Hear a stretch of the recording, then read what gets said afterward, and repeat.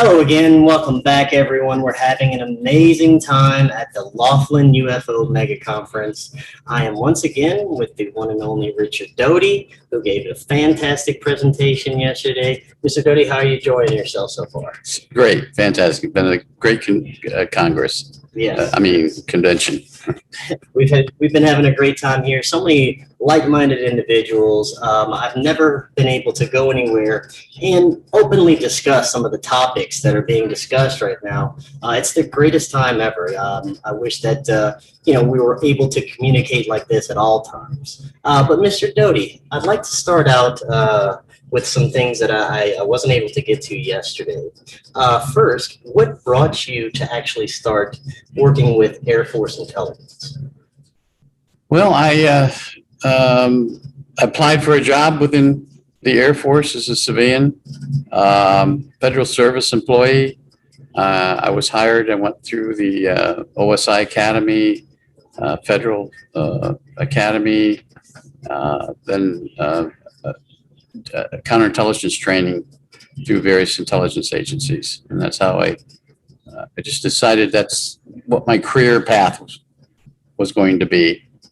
Now, once you were established there, how did you really get involved with basically UFO disinformation? Well, I was assigned to Kirtland Air Force Base in Albuquerque, New Mexico. At that time, in the late 70s, the unit I was assigned to was District 17, the Air Force Office of Special Investigations. And I had occasion to investigate something that occurred on the base. At that time, I wasn't briefed into any of the programs involving UFOs or ETs. Because of this investigation that I was doing, which occurred out in a classified area of the base, I had to be briefed into this program. So I went to the Air Force Special Security Office. There were things I had to fill out, forms, approvals that was done by my supervisors. And then I went and got a briefing, and that's how I got into it. I was given a high-level security briefing, which meant that I had access to highly classified information regarding the U.S. government's program, where they had contacts with ET races and what they knew about the UFOs.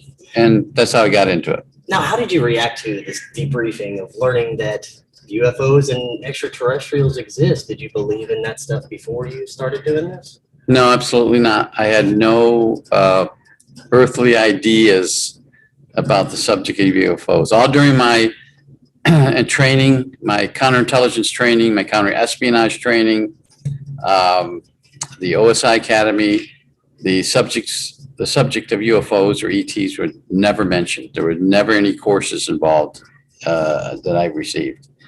And then when I sat in a room with other intelligence officers and a Air Force colonel showed us a film regarding the recovery of the Roswell craft, showing a movie, and this is an old movie on a 16mm projector. Of course, this is 1978, and I see craft and ET bodies. This film depicted President Truman being at the scene. And then subsequently, we were briefed by another person regarding what we knew, what the United States government knew about ET and ETs visiting Earth. I was surprised. I sat there wondering if this was real, if what they were telling us was really information, or whether it was some sort of a rouse against us. But they thoroughly convinced me and everybody else in that room was what they were showing us was real, because it was very difficult for anyone to fake what they were showing us, especially the information they gave us and the documents that we were reading. When I left that office, the briefing took about an hour and a half, maybe a little bit more. I got into my government vehicle and I was driving from the west side of Kirtland Air Force Base, where the briefing occurred, to my office, which was on the east side of the base. And I had to pull over the side of the road at one point, and I just sat in the vehicle and contemplated what I had just received, and wondering again if this is still all true. I mean, it was like a dream in a way, because I'd never heard of UFOs. I mean, I've heard of UFOs, but I never was interested in it. Never had an inkling to further obtain knowledge about it. So I went back up to my office. My supervisor, who had been briefed into the same program, I went into his office and sat down, and he said, "Well, what do you think?" I said, "Astonishing." That's my word. That's the word I said. He said, "Yeah, same word I used." Yeah. So at that point on, most of my training, most of my work, investigative activities centered around any kind of incidents involving UFOs. Now, you mentioned disinformation. You're not going to find disinformation in any military manuals. It's not disinformation, it's counterintelligence operations. So the first case I handled was probably somewhat so classified, I'm not going to talk about. The second case was also somewhat classified. It involved a sighting of a UFO over a nuclear weapon storage area. I investigated that. And then the third case was the Paul Benowitz case. Now, would you say, among others, one of the purposes for having these counterintelligence operations is for national security, I suppose? What would be some of the other reasons for these campaigns? Well, depending on what the incident involved, if it involved somebody that had seen something that was truly might be an ET craft, the Air Force was interested in knowing what it was, gaining as much information as we can about it. And we do a reverse disinformation, so to speak, as you would say, whereby if it was in fact a UFO, and we don't want the public, or wherever this was sighted, to be panicked or panicked by it, we might try to convince them it was an Air Force aircraft, a recognizable, easy to explain phenomena. Now, on the other side of it, if it was a really highly classified craft and we knew this classified craft was in the area and testing around Kirtland, then we might try to convince them it was a UFO. Now, you also, I guess, were responsible in some instances for giving certain people information, correct? That may not have been completely true. That's true. Probably the Linda Howell case would be the classic example. I didn't know who she was. They had no knowledge of what she was doing. I didn't know any of her background.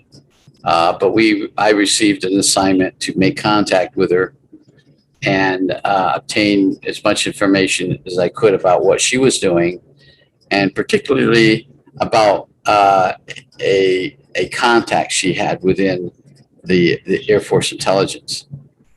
We knew that she had sources within the government that was telling her things.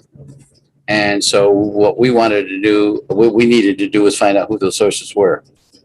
And so, contrary to what most of the information that was published about this within the private sector, it wasn't about the UFO, the HBO special that she was beginning to run with out of New York.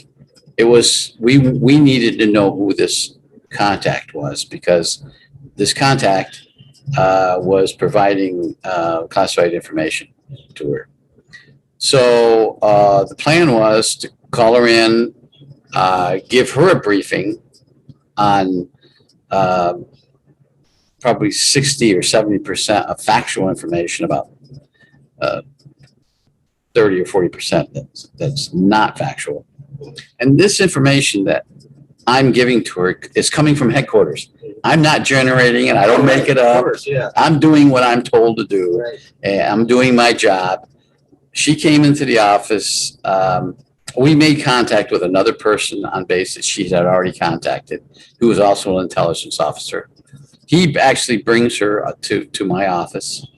I introduce myself, bring her in, talk to her for some time outside the office, and then bring her in the office, sit her down. There's a two-way mirror behind us. Everything's being filmed.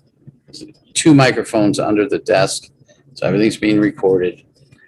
And I start talking to her about what she'd done in the past. And at this point, I knew about the strange harvest. I knew about her background in cattle mutilations, but not a lot. I just knew a little bit. And she sat there and talked to me for a long time. And I said, well, I want to do is I want to show you something. You interested in UFOs? I'm going to show you something. So that's when I brought the document out and showed it to her. I told her she couldn't photograph it. She couldn't take notes. All she could do was read it. She did. She read it. Then she told me about this HBO special and that she was doing. And then I started asking her about her sources. I said, well, where are you getting all this information from? Just casually. I didn't want to portray an interrogation setting. I wanted to just be in a relaxed setting where I was just asking her questions. Although in reality, I was trying to interrogate her in a roundabout way. Well, she didn't tell me anything, didn't disclose anybody, but I agreed. She agreed. I agreed to meet with her later. She asked me, and I said, "Sure, I'll meet with you later."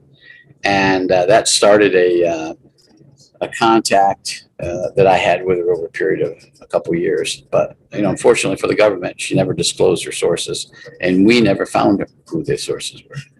Are you still in any way involved with any military intelligence agencies or, working for them in any way? No, absolutely not. Okay. Now, how do they feel, or do they frown upon you coming out now and divulging the information that you're coming out with? I had a 25-year security oath. So I had to honor it for 25 years, and that ran out in 2003. Mm-hmm. So I don't have any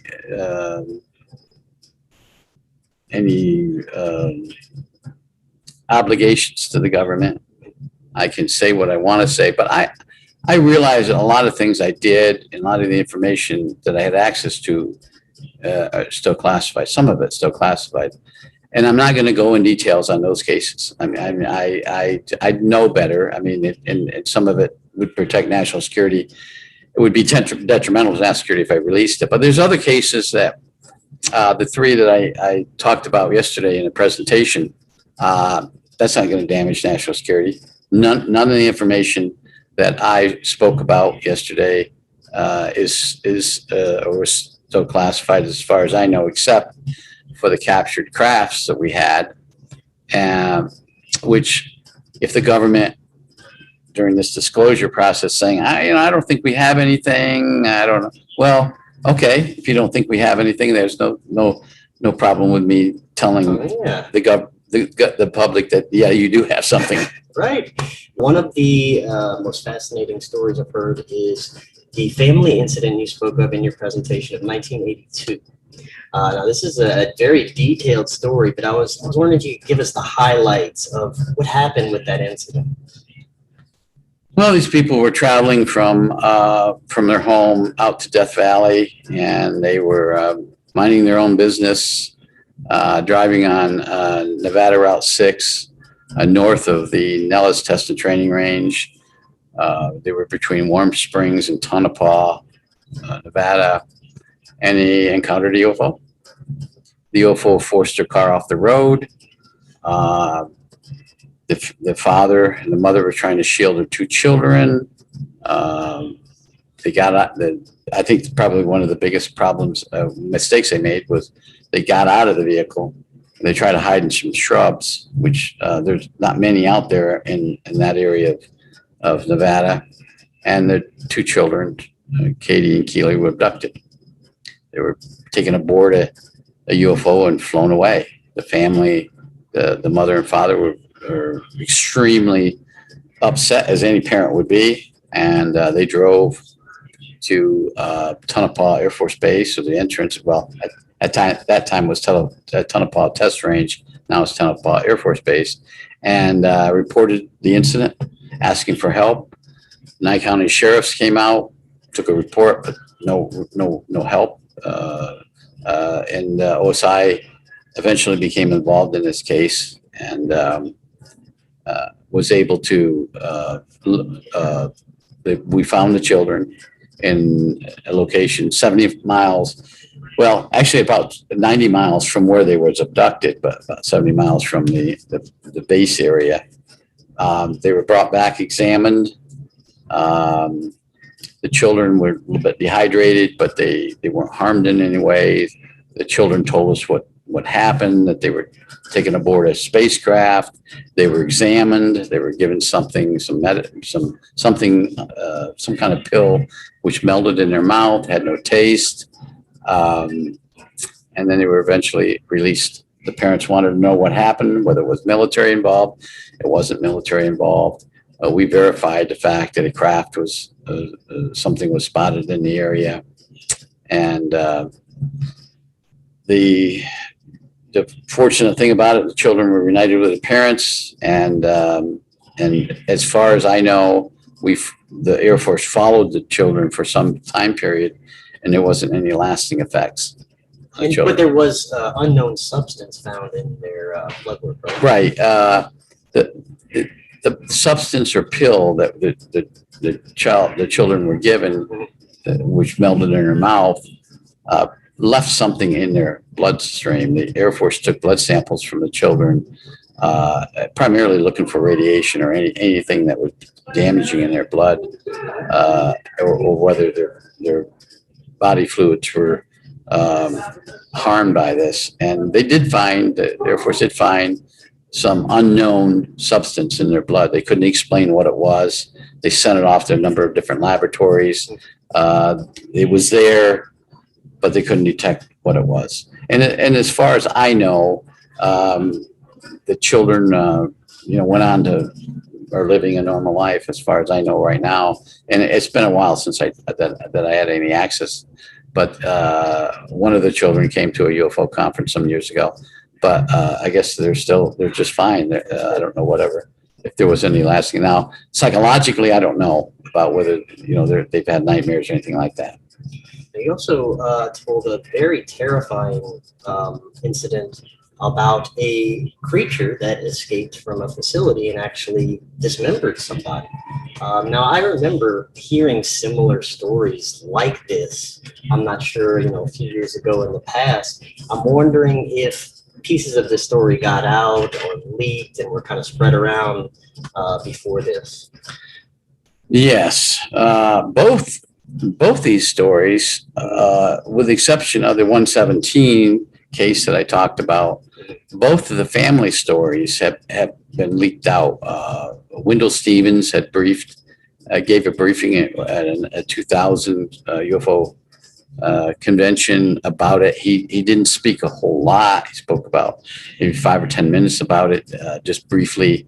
Didn't name anybody, but just talked about the incident. And another person, a researcher who's no longer living, somehow got wind of it and talked to some other reporters. There was a website back in the mid 2000s that had this case, but it didn't have a whole lot about it. Just had a brief description of an ET escaping from Area 51 and killing a human outside the base area, the perimeter, and that the creature was killed. That's the only story, and that's probably what you heard. The only story that was leaked, but I gave full details of that case, everything that I knew, because I investigated it. I did a report, did many reports, supplemental reports regarding that incident. So the full story is out there now. Now, was the creature recovered? Yeah, it was killed. It was killed. It was killed by military police inside. And contrary to what was mentioned on the internet some years ago, it didn't require the killing of it didn't require any special weapon systems. As far as I know, to the best of my knowledge, it was killed by an M16 rifle. Several rounds were fired. In fact, the Air Force military policeman who killed it, I had an extensive interview with after this happened, asking me what exactly happened. They cornered and this is something I didn't go into great details because I didn't have time to do, but they had cornered this creature in an area where they had dug a mine, a well, excuse me, a water well, and there's various wells around the site that they would dig and have water access for testing or military operations out there. This well had just been dug, and there was still some equipment there, and the creature was hiding. It realized, I guess, that the military was closing in on it, and it was hiding. And it actually, this military policeman told me it seemed to him like it was trying to get to water. And when he saw and encountered it, they had a detainment team. They had a special team that would respond and put this particular type of heavy netting over these creatures, which would confine them, and then they could capture them without harming them. And that's what the goal was. But somehow the team didn't get there in time, and the military policeman said, well, I'm not going to get killed by this thing. And his supervisor told him, if there was any danger, imminent threat to you, shoot it. And that's exactly what he did. He shot it 4 times, hit it all 4 times. It got up and ran for some distance, probably, he said 500 feet or some distance, and then it died. That's amazing. Ladies and gentlemen, you won't hear this anywhere else. That is really amazing stuff. Now, you also told us about how you worked at the Papoose Lake S2 facility, and you also told us about how Bob Lazar was able to tell you the correct procedures to have access to some of these facilities, which was probably almost impossible for him to know, right? Unless he actually was there. Yeah, it would have been, I had access to the S2 administrative complex, which is above ground. I never had access to S4. I never went down to S4. I didn't have clearance for it. And it wouldn't have been any need to know for me to go down there. That's where Bob worked. Bob talks about the S4 facility as being the Papoose complex, that's not necessarily the truth. The actual complex was called S2. S4 was underground. I asked him about the entry procedures into S2, and it's a complex procedure to get in. There's certain things that you have to do. And what the access authorities would have to do to let you in. And I asked him what they were. There's 4 things you have to do, and he gave me all 4 in order, which, I was baffled by, because I was somewhat skeptical about him, and because he kept calling it S4, and I thought, well, anybody that's been there should be calling it S2. S4 was the 4th level, and that's how most people describe it. But he was describing the whole complex as S4, which isn't necessary. But he told me the procedures, how to get in. He told me once he got in where he was going to go, how he would have to transverse to get to the elevator system. So I'm thoroughly convinced that Bob Lazar worked out there. Now, of course, he worked out there after I left. He wasn't there while I was there. And then I have a very good source, a scientist who worked at San Diego National Laboratories that worked there. And he told me, yeah, I know who he was. I know where he worked. And in fact, he did work there. That's amazing. Now, a couple of the presenters that we've had through the week have stated that they truly believe that ETs walk among us and could possibly be here at this conference, and we wouldn't even know it. Would you agree with that? Well, I was never fully briefed into the ET portion of it. I knew the 4 the evens, the archeloids, the heptaloids, the trantaloids. So missing one. Yeah, those are some yeah, better names. and archeloids, and I was never fully briefed in. I knew we had 5 races. I read that in a highly classified document. I knew they had visited. I knew who the evens were. They're the ones that came from the Roswell craft.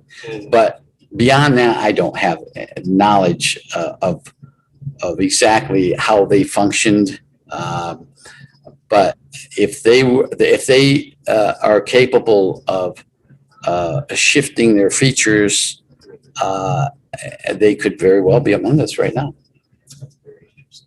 Now, the last thing I want to touch on tonight, I heard you speaking with Darcy the other day about Men in Black, and this is a fascinating subject. I'd like to know what you know about the Men in Black. Where are they from? What agencies are they with? What's their purpose? And have you ever interacted with them? Well, the Men in Black, the enigma of the Men in Black started with Air Force intelligence officers back in the 50s interviewing people who saw something as part of a Blue Book investigation. And the public interacting with these intelligence officers eventually thought they were somebody other than government. And somebody coined them as Men in Black. It wasn't the government, obviously. But the real Men in Black, the real government operatives came from the Air Force Special Activities Center, 7602nd Air Intelligence Wing at Fort Belvoir. They were the ones that went out and disguised themselves in order to obtain information or materials or photographs of people who have witnessed UFOs. Their job wasn't like our job. Their job was to get the information. They weren't out there trying to convince the people that they saw something other than that. They went out and disguised themselves as all sorts of different occupational people in order to get photographs primarily, or debris that was left. Gifts. I mean, there's countless occasions where ET contacts resulted in gifts that the ET gave to the humans. And we wanted those, and the government wanted them. And so that's the job of the Men in Black.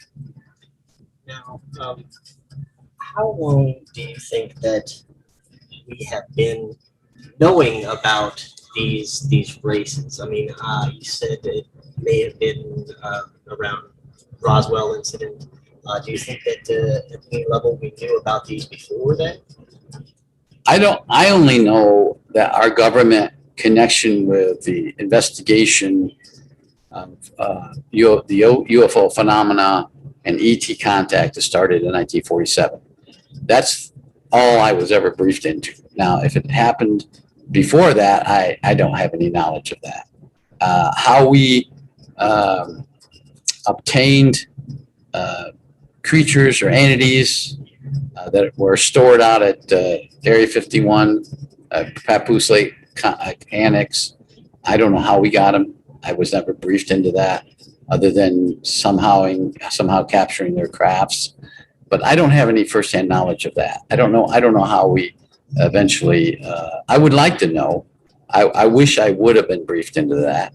And one of the big questions I have regarding the races is who named them.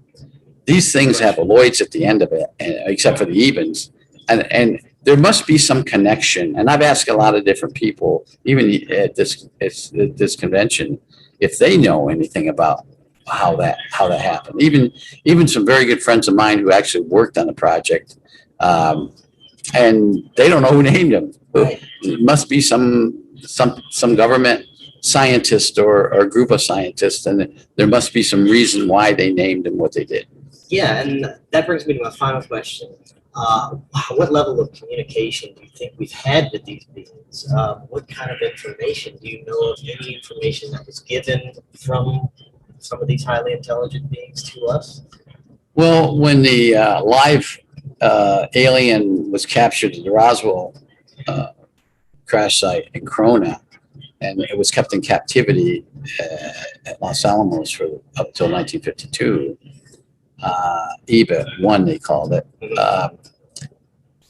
It provided a lot of information to the government, a lot of information. But the problem that it had was it didn't know our society. It didn't know our science. It didn't know our math. It didn't know our technology.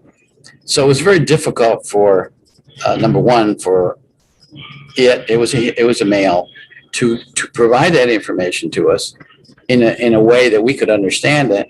And on the other side, it was very difficult for us to understand what they were trying to tell us.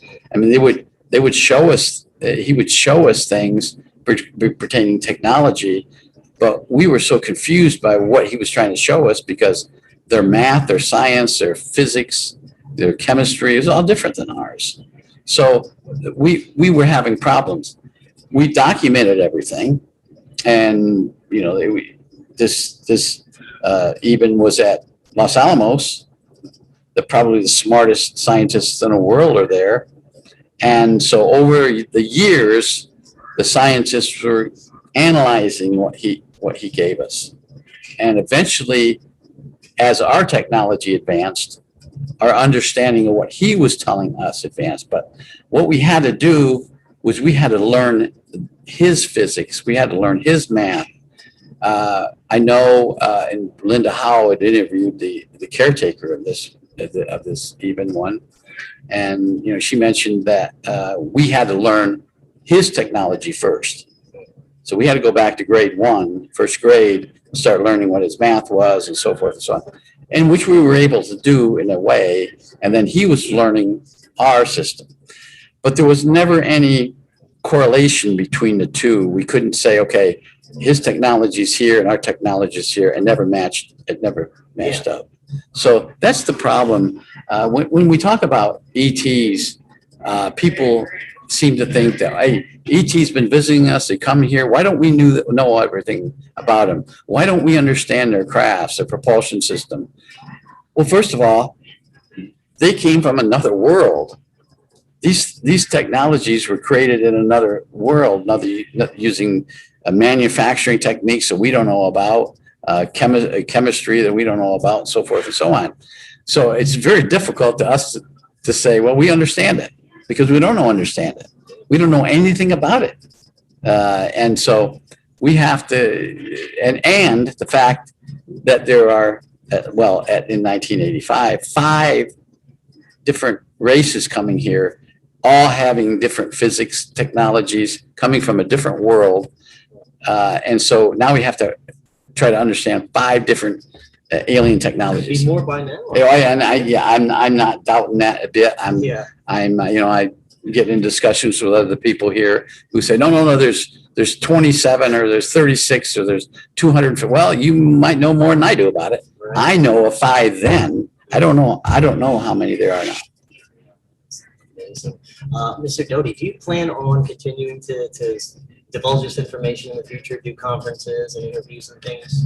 I've been coming to these things for years. I haven't spoken. This is the 3rd time I've given presentations over the years. I plan on, Bob Brown invited me back. I'll keep coming back, and I'll keep revealing everything that I can reveal. Excellent. That is exactly what we're doing. I want to thank you so much for talking with me again today. Okay, Chris. Doty. Thank you. Enjoy the rest of your time. Okay, thank you very much. Thank you.